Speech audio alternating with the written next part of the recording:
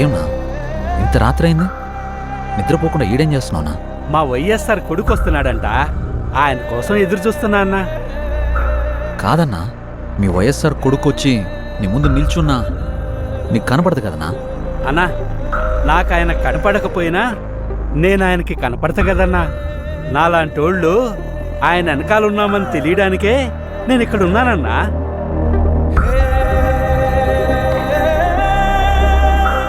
తండ్రి పోయాడనుకుంటే కొడుకొచ్చాడు. Congress party can create another 100 wise hours. Tell him, if he doesn't fall in line, the consequences will be very harsh.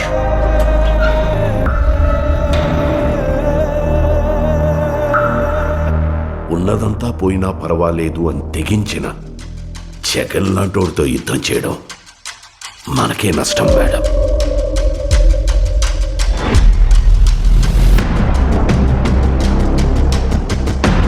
చరిత్రలో కని విని ఎరుగని రీతిలో అవినీతి చేశాడని అభియోగాలు మోపండి.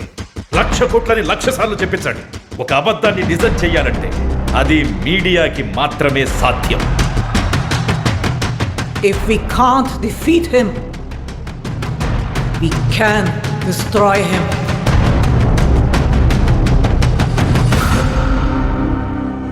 చరిత్ర నన్ను గుర్తుపెట్టుకుంటుందో లేదో నాకు అనవసరం అన్నా, కానీ ఒకవేళ గుర్తుపెట్టుకుంటే తండ్రి కోసం ఇచ్చిన మాట తప్పని కొడుకుగా మీరన్నా ఆ చరిత్ర గుర్తుపెట్టుకుంటే చాలన్నా.